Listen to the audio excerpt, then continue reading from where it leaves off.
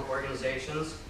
In 2006, in October, we filed the permit and to reconsider the permit, the petition to reconsider the permit. And I kind of want to go over why we did that. What is the basis? A lot of people wonder what's in this alcohol, what's in the effluent. It's very hard to characterize that. As Carl mentioned, it's really easy to characterize how we measure its effects on the environment, but it's a lot harder to kind of characterize each little thing. But quite simply, what is the basis of the petition for us is that we didn't think that it met Clean Water Act or state standards. The full petition itself highlighted about 11 major areas of concerns that we had. This included color, turbidity, aesthetic impacts, temperatures, things like anti-degradation reviews. These are things that I really don't want to get into because they're very complicated. I kind of boiled this down into 5 kind of major categories. One was ecosystem impacts. At that time, and still today, it had been since 1986, since any ecological monitoring had occurred within the ocean environment. 1986, I mean, don't get me wrong, 1986 was a great year. Huey Lewis was at the top of the record charts. And Apple, the Macintosh 2 came out with a really cool fancy thing they called a mouse. But to us, we really didn't feel like ocean monitoring science, it advanced a long ways in 20 years, and the department shouldn't be relying on this out-of-date science to inform their permit decision making. We were looking at pollutant loads as well that we were concerned about. We had mentioned, a lot of folks had brought up heavy metals, and one of the big ones that jumped out at us was lead. When you're looking at lead itself on the dilution factor as it comes out, it seems like a small concentration. But when you add that up, 11 million gallons a day over the course of a year, you're looking at somewhere between 1,700 and 1,900 pounds of lead entering the environment. And so not knowing our nearshore conditions very well at that time, using 20-year-old science to try and to figure out how this stuff was interacting in our nearshore was a big concern for us. So another area that was pretty big for us was bacteria. At the time, DEQ had granted basically variance within the mixing zone for bacteria. They did require Georgia-Pacific to do a pretty extensive bacteria monitoring plan. They went up their pipe and basically tried to source where this bacteria was coming from, cultured it out. The findings and stuff of that I think are debatable. At the time though, what we were seeing were bacteria limits that were 10 times above what the health advisory limit should be on that. And so that was a major concern for us.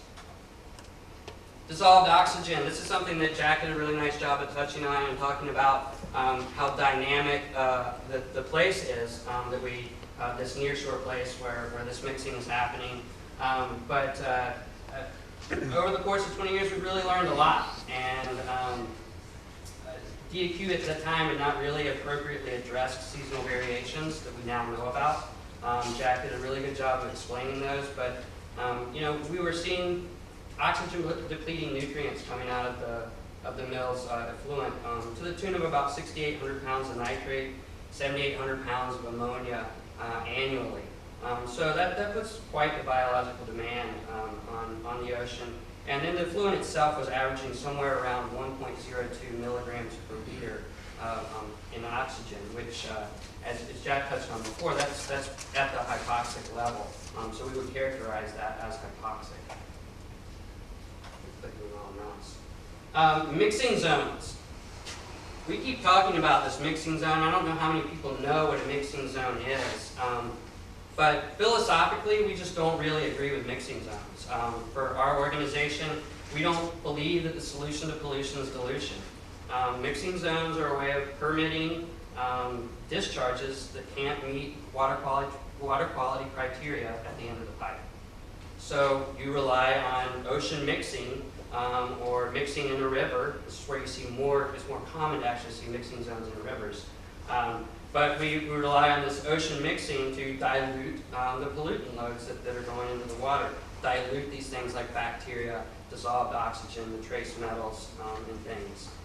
So at an average of like 11 million gallons a day, again, the mixing zone permit will still rely upon the Pacific Ocean, which is a finite resource, to dilute these pollutant loads indefinitely.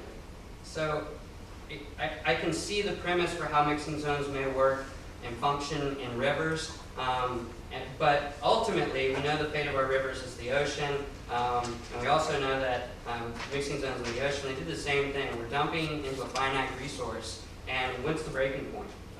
When is the time appropriate for us to say, well, I think we may have hit the threshold here, and how do we know when we've gotten there? So those are some of the major concerns. Another big area with the mixing zone that's kind of hard to see in this picture is that what you see isn't what you get. There's two things happening out there. This box is kind of what represents the area of mixing, the allowed mixing zone area, kind of roughly. And then you can see this plume, this black plume. And what we hear from the department and what's been responded to us is that this plume does not represent the mixing zone. It doesn't represent the effluent. So what you see ain't what you get, kind of thing. And that's really hard for us to accept. That's hard for the public to accept, particularly when they see this moving into the mixing zone, or into the surf zone. And then finally, landfill leachate was part of the historical waste stream that has been addressed in the reissue.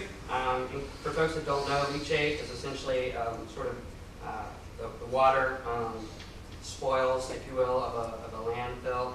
And at the time, those were being processed on DEQ's authority by GP and incorporated into their waste stream. They were treating that along with the rest of their treatment, but it's worth noting. So in 2009 is when we got the response to the reconsideration of the permit. And this came after we had furnished a report to try and help the DEQ move forward. So this was 2.5 years later. The comprehensive survey was the first major change. We saw two major changes really in the permit. There were conditions and what we call Schedule D conditions. One was that the permittee shall conduct a comprehensive survey of the aquatic community in the area of the outfall. So this comprehensive survey we felt like was a good start, but this is really vague language. Like, what does that mean? What does a comprehensive survey exactly mean? What are we going to be measuring, and how often are we going to be doing this? It was very vague in the permit, and so it took some subsequent meetings with the department and with Georgia Pacific to try and really understand how we're going to move forward on this vague language.